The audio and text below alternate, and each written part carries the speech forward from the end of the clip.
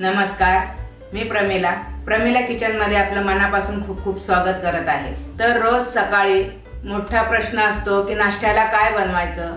तर आज आपण रवा आणि पोहे याच्यापासून डोसा बनवणार आहोत। त्याच्यासाठी लागणारं साहित्य पाहूया। सर्वप्रथम रवा पोह्याचा डोसा बनवण्यासाठी आपण हा बारीक रवा घेतलेला आहे। तुम्ही ह्याच्याऐवजी जाडही घेऊ शकता। पोहे घेतलेले आहेत आणि दही आहे। आता आपण हे पोहे धुवून घेतलेले आहेत। आता आपण मिक्सरच्या भांड्यामध्ये धुतलेले पोहे घालणार आहोत। 2 ते 3 पाण्याने स्वच्छ पोहे धुवून घ्या।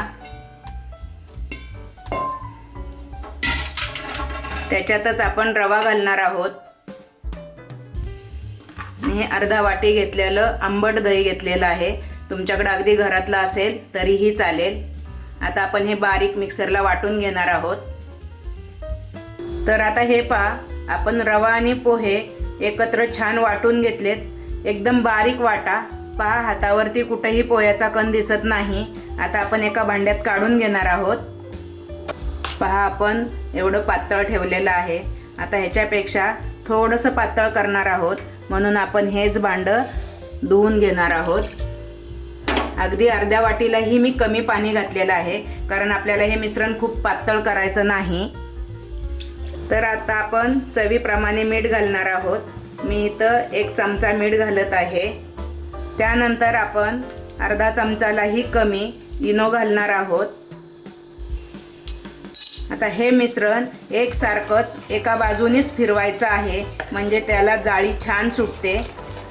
असं छान ढवळून घ्या। तुम्हाला अगदीच हे मिश्रण जाड वाटलं तर तुम्ही थोडंसं पाणी घालू शकता, पण हे मिश्रण आता बरोबर झालेलं आहे। आता मी तव्यावरती तुम्हाला एक डोसा घालून दाखवते। आता मी तवा तापायला ठेवलेला आहे। तवा तापेपर्यंत आपण चटणीची तयारी करून घेणार आहोत। त्याच्यासाठी मी 1 चमचा डाळ घेतलेला आहे, खोबरं घेतलेलं आहे, हिरवी मिरची, कोथिंबीर। आता आपण हे मिक्सरमध्ये छान चटणी वाटून घेणार आहोत।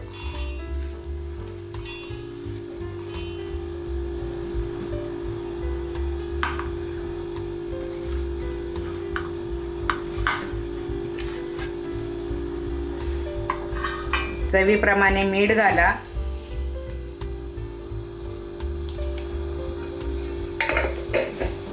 पण तव्याला छान तेल लावून घेऊया। मी आता एक डोसा घालते।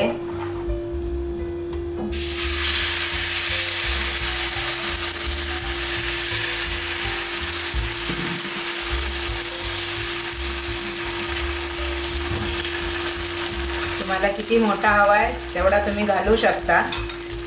तर छान जाळी सुटायला लागलेली आहे। झाकण ठेवायची गरज नाही। तर 2 मिनिटं झालेली आहेत। आता आपण त्याला पलटूया। आता डोशाबरोबर खाणारी चटणी ही आपली वाटून तयार आहे। आता आपण त्याला फोडणी देणार आहोत। फोडणीच्या पात्रामध्ये मी तेल गरम करायला ठेवलेलं आहे। अर्धा चमचा राई घाला। राई छान तडतडू द्या। राई तडतडली की आपण त्याच्यात कढीपत्ता घालणार आहोत।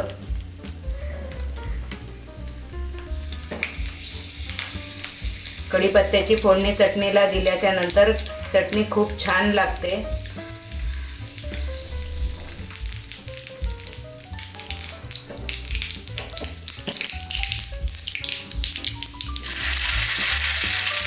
मस्त चटणीला तडका बसला आहे। आता आपला डोसा आणि चटणी खाण्यासाठी तयार आहे।